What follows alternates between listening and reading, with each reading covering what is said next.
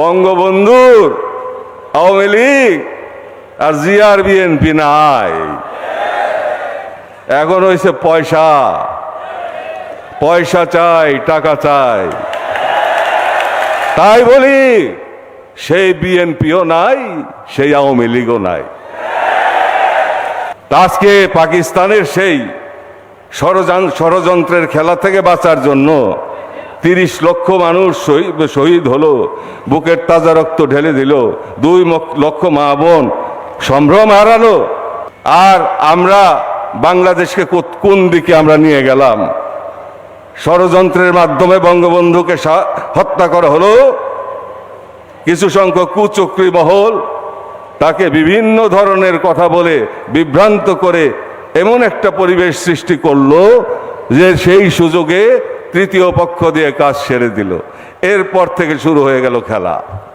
তাই বলি সেই বিএনপিও নাই, সেই আওয়ামী লীগও নাই। বঙ্গবন্ধুর আওয়ামী লীগ আর জিয়ার বিএনপি নাই। এখন হয়েছে পয়সা, পয়সা চাই, টাকা চাই।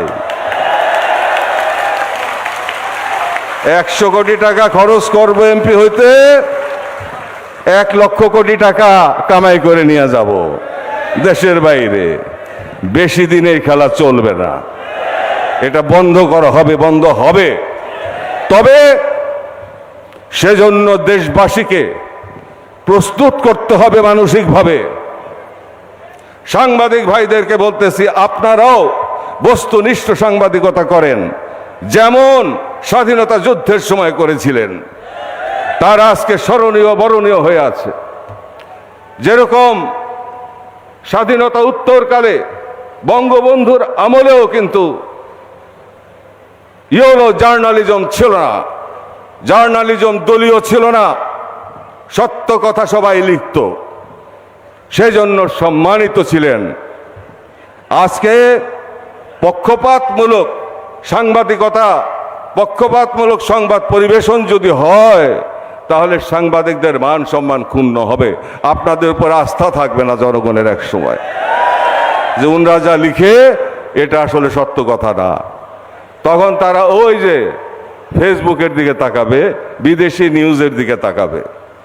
যেমন এক সময় বাংলাদেশে আপনার 71 সালের মুক্তিযুদ্ধের সময় পাকিস্তানের টেলিভিশন কেউ শুনতো না, শুনতো আকাশবাণী আর শুনতো বিবিসি। সেখান থেকে তারা বিবিসির বাংলা অনুষ্ঠান তারা তথ্য সংগ্রহ করত এবং স্বাধীন বাংলা বেতার কেন্দ্র শুনত। অতএব আপনাদের প্রতিও আমি অনুরোধ করব, আমার প্রাণপ্রিয় সাংবাদিক ভাইয়েরা, আপনারা এই দলীয় আবর্ত থেকে বেরিয়ে আসেন, আপনারা সত্য প্রতিষ্ঠিত করেন।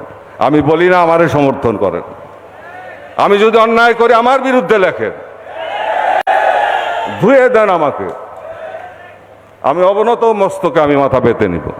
অবশ্যই আমি বিতর্ক করব, আপনাদেরকে জিজ্ঞাসা করব যে কেন আমার বিরুদ্ধে এটা লিখলেন।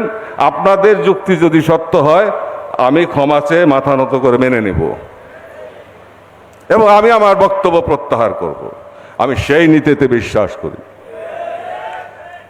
সঠিক পথে রাজনীতি এগুবে।